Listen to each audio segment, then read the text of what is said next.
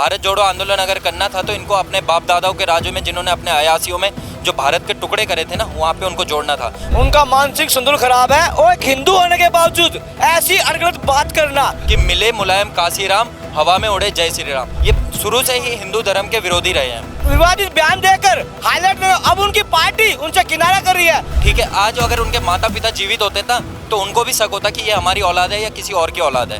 हिंदू धर्म एक पवित्र धर्म है। क्या मुलायम क्या काशीराम, अब उनके बच्चे भी बोलेंगे जय श्री राम। अरे एंटीनो माइनो, तुम इटली में ही अच्छी थी, यहाँ पे क्यों आए हो? नमस्कार, मैं अभिषेक तिवारी आपका स्वागत करता हूँ पांचजन पर। आज हम बात करेंगे स्वामी प्रसाद मौर्य की। स्वामी प्रसाद मौर्य हमेशा से विवादों में घिरे रहे हैं।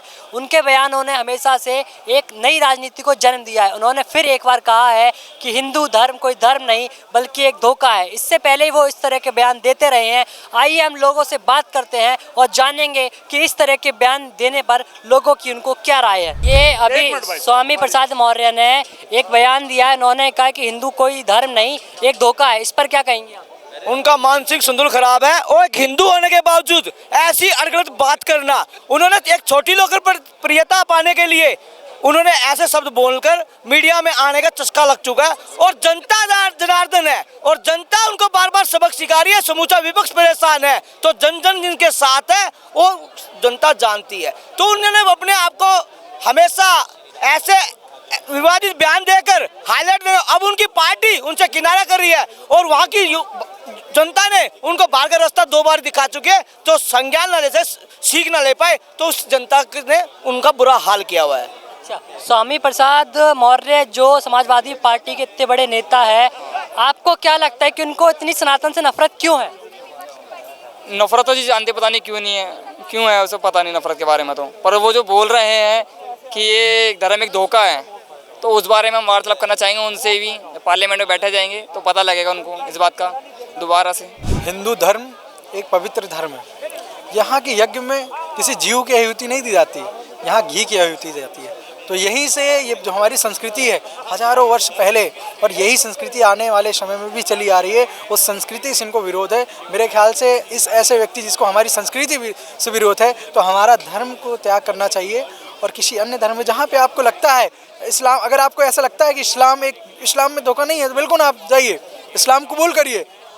और मैं कहना चाहता हूँ कि वो हिंदू धर्म के तो विरोधी हैं, साथ ही साथ जब से समाजवादी पार्टी में गए हैं, जब से राष्ट्रीय महासचिव बने हैं, उस दिन से अभी तो मुझे लगता था ये 24 का जो इलेक्शन है उसमें 1-2 सीटें आ जाएगी, समाजवादी पार्टी की सरकार आ जाएगी। लेकिन मेरे ख्याल से अब ऐसे जो वक्तव्य सामने आ रहे हैं हिंदू विरोधी वक्तव्य, मेरे ख्याल से एक भी सीटें आने की संभावना नहीं है। आपको भाई थोड़ी नॉलेज थोड़ी कम होगी। मैं आपको बता दूं, जब विवादित ढांचा गिराया गया था तो ये कुछ चिरकुटों की सरकार बनी थी, वहाँ पे मुलायम कांग्रेस इन चिरकुटों ने मिलकर सरकार बनाया था। तो उन्होंने एक नारा निकाला था कि मिले मुलायम काशीराम, हवा में उड़े जय श्री राम। अब मैं उनको ये कहना चाहता हूँ कि क्या मुलायम क्या काशीराम, अब उनके बच्चे भी बोलेंगे जय श्री राम।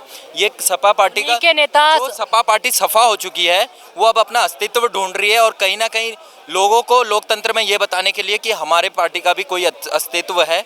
कई सालों पहले हमने भी लोकतंत्र में तानाशाह राज किया है, वो बताने की कोशिश कर रहे हैं। और आप इनको क्या कहिए, जो इंडिया गठबंधन के सभी हैं, ये शुरू से ही हिंदू धर्म के विरोधी रहे हैं।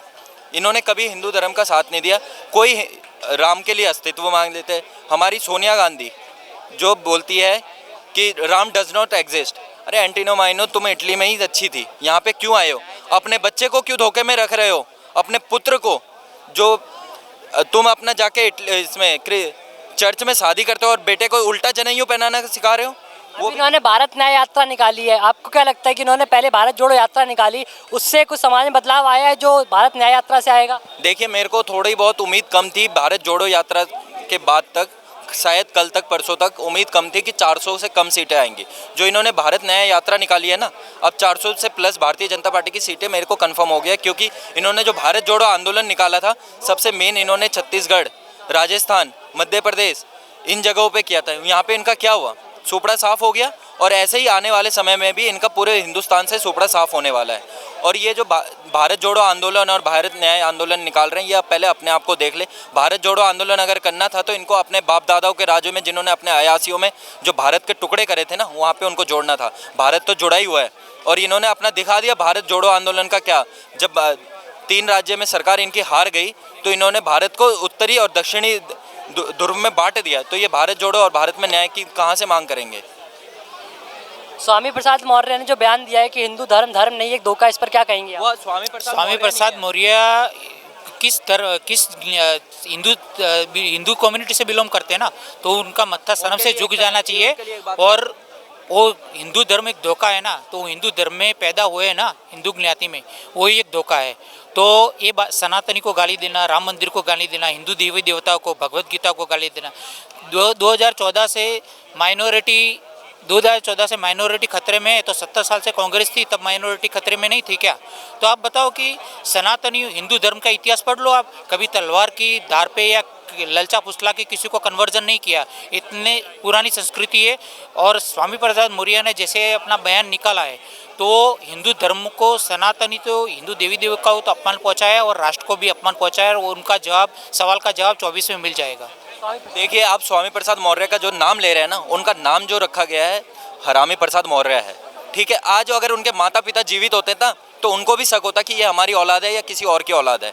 और इन्होंने जो बयान दिया, उनके लिए एक वक्तव्य जो बाला साहब ठाकरे जी ने कहा था, वो बहुत सही बैठता है कि हिजड़े वो नहीं होते जो सड़क पे ताली बजाते हैं, हिजड़े वो नहीं होते सड़क पे जो ताली बजाते हैं, हिजड़े वो होते हैं जो हिंदू होकर हिंदुत्व का विरोध करते हैं। ये स्वामी प्रसाद मौर्य जो आप कह रहे हैं, उसका उचित नाम भी आप लेना सीखिए, हरामी प्रसाद मौर्य। देखिए, उनको सनातन से नफरत तो शुरू से ही है, क्योंकि उनके बाप दादा पूर्वज जो हैं, जिनसे राजनीति उन्होंने सीखी है, जहाँ पे सत्ता पे बैठे हैं, वो कौन है, कौन से पंथ को मानते थे, ये आपको भी पता है, हमें भी पता है। जो राहुल गांधी के बाप दादा कौन है, फिरोज खान, ये हमें भी पता है। और दूसरी बात, अगर ये कहते हैं कि सनातन धोखा है, तो ये अपने आप को भी एक बार देख ले, ये सबसे बड़े देश के लिए धोखा है, जो अभी इस सपा पार्टी में आ चुके हैं, जो पहले भी थे, तो धोखेबाजी से ही इनको उस पार्टी से भी निकाला गया था। इस तरह के बयान देखकर आपको क्या लगता है कि वो किन लोगों को भारत में खुश करना चाहते हैं? देखिए, ये बस एक तो कम्युनिटी है ही जिसको इस्लाम को खुश करना चाहते हैं, और दूसरा ये हिंदुत्व को भी बांटने की सोच रहे हैं। जो हिंदू में जाति के लिए है, जाति विरोधी जो कर रहे हैं, ये इसी का कार्य कर रहे हैं, जो अब नहीं हो सकता। जो पहले इन्होंने 2014 से पहले जो किया है, अब वैसा भारत नहीं रहा, अब वो हिंदुस्तान नहीं रहा। हिंदुस्तान अब बदल चुका है, यहाँ पे ज़्यादातर अब शिक्षित हो गए हैं, और वो शिक्षित अब वैसे हुए हैं जिनको घोड़े की नाल की तरह, घोड़े की पट्टी की तरह नहीं पढ़ाया गया। अब यहाँ का युवा चारों तरफ देख के जागृत होकर ही वोट देगा, और जो ये ध्रुवीकरण की राजनीति कर रहे हैं, ये अब खत्म हो चुकी है इनके लिए।